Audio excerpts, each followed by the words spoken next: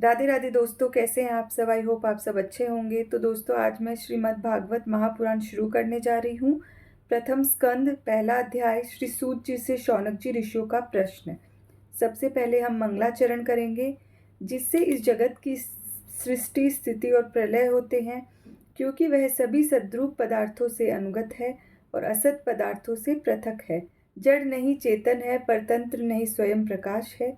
जो ब्रह्मा अथवा हिरण्यगर्भ नहीं, प्रत्युत उन्हें अपने संकल्प से ही जिसने उस वेद ज्ञान का दान किया है, जिसके संबंध में बड़े बड़े विद्वान भी मोहित हो जाते हैं। जैसे तेजो में सूर्य रश्मियों में जल का, जल में स्थल का और स्थल में जल का भ्रम होता है, वैसे ही जिसमें यह त्रिगुणमयी जागृत, स्वप्न, सुषुप्ति रूपा सृष्टि मिथ्या होने पर भी अधिष्ठान सत्ता से सत्यव्रत प्रतीत हो रही है, उस अपनी स्वयं प्रकाश ज्योति से सर्वदा और सर्वथा माया और माया कार्य से पूर्णत मुक्त रहने वाले परम सत्य रूप परमात्मा का हम ध्यान करते हैं। महामुनि व्यासदेव के द्वारा निर्मित इस श्रीमद् भागवत पुराण में मोक्ष पर्यंत फल की कामना से रहित परम धर्म का निरूपण हुआ है। इसमें शुद्धांतकरण सत्पुरुषों के जानने योग्य उस वास्तविक वस्तु परमात्मा का निरूपण हुआ है, जो तीनों तापों का जड़ से नाश करने वाली और परम कल्याण देने वाली है। अब और किसी साधन या शास्त्र से क्या प्रयोजन। जिस समय भी सुकृति पुरुष इसके श्रवण की इच्छा करते हैं, ईश्वर उसी समय अविलंब उनके हृदय में आकर बंदी बन जाता है। रस के मर्मज्ञ भक्तजन, यह श्री भागवत वेद रूप कल्प वृक्ष का पका हुआ फल है। श्री सुखदेव रूप तोते के मुख का संबंध हो जाने से यह परमानंदमयी सुधा से परिपूर्ण हो गया है।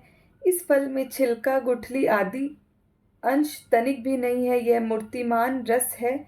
जब तक शरीर में चेतना रहे तब तक इस दिव्य भगवत रस का निरंतर बार बार पान करते रहो। यह पृथ्वी पर ही सुलभ है। कथा प्रारंभ। एक बार भगवान विष्णु एवं देवताओं के परम पुण्यमय क्षेत्र नैमिषारण्य में शौनकादि ऋषियों ने भगवत प्राप्ति की इच्छा से सहस्त्र वर्षों में पूरे होने वाले एक महान यज्ञ का अनुष्ठान किया। एक दिन उन लोगों ने प्रातःकाल अग्निहोत्र आदि नित्य कृत्यों से निवृत्त होकर सूत जी का पूजन किया और उन्हें ऊंचे आसन पर बैठाकर बड़े आदर से प्रश्न किया। ऋषियों ने पूछा, सूत जी, आप निष्पाप है। आपने समस्त इतिहास, पुराण और धर्म शास्त्रों का विधि पूर्वक अध्ययन किया है तथा उनकी भली भांति व्याख्या भी की है। वेद वेताओं में श्रेष्ठ भगवान बादरायण ने एवं भगवान के सगुण निर्गुण रूप को जानने वाले दूसरे मुनियों ने जो कुछ जाना है, उन्हें जिन विषयों का ज्ञान है, वह सब आप वास्तविक रूप में जानते हैं। आपका हृदय बड़ा ही सरल और शुद्ध है, इसी से आप उनकी कृपा और अनुग्रह के पात्र हुए हैं। गुरुजन अपने प्रेमी शिष्य को गुप्त से गुप्त बात भी बता दिया करते हैं। आयुष्मान, आप कृपा करके यह बतलाइए कि उन सब शास्त्रों, पुराणों और गुरुजनों के उपदेशों में कलयुगी जीवों के परम कल्याण का सहज साधन आपने क्या निश्चय किया है। आप संत समाज के भूषण हैं। इस कलयुग में प्राय लोगों की आयु कम हो गई है। साधन करने में लोगों की रुचि और प्रवृत्ति नहीं है। लोग आलसी हो गए हैं। उनका भाग्य तो मंद है ही, समझ भी थोड़ी है।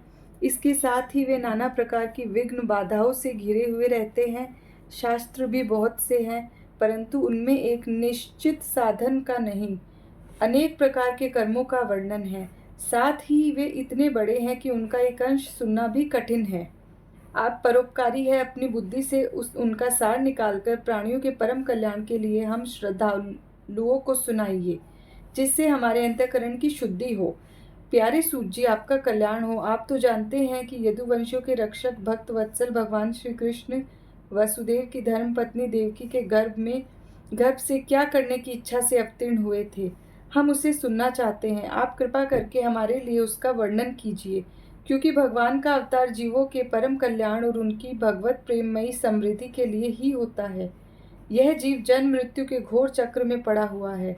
इस स्थिति में भी यदि वह कभी भगवान के मंगलमय नाम का उच्चारण कर ले तो उसी क्षण उससे मुक्त हो जाए, क्योंकि स्वयं भय भी भगवान से डरता है।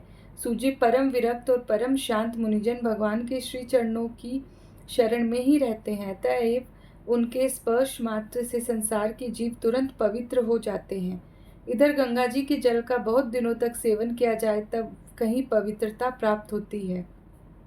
ऐसे पुण्यात्मा भक्त जिनकी लीलाओं का गान करते रहते हैं, उन भगवान का कलिमलहारी पवित्र यश भला आत्मशुद्धि की इच्छा वाला ऐसा कौन पुरुष होगा जो श्रवण न करे।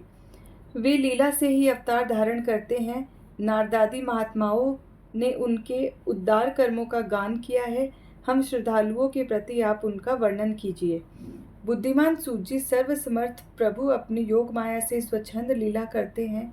आप उन श्रीहरि की मंगलमयी अवतार कथाओं का वर्णन कीजिए। पुण्य कीर्ति भगवान की लीला सुनने से हमें कभी भी तृप्ति नहीं हो सकती, क्योंकि रसज्ञ श्रोताओं को पद पद पर भगवान की लीलाओं में नए नए रस का अनुभव होता है।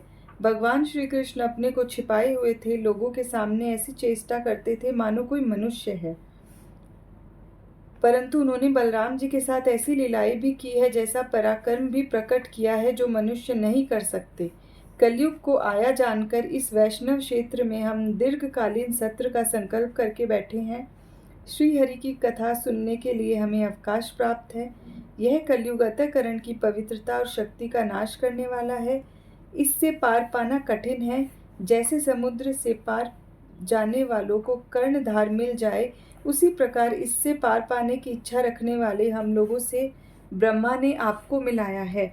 धर्म रक्षक, ब्राह्मण भक्त, योगेश्वर भगवान श्री कृष्ण के अपने धाम में पधार जाने पर धर्म ने इस अब किसकी शरण ली है, यह बताइए। राधे राधे दोस्तों।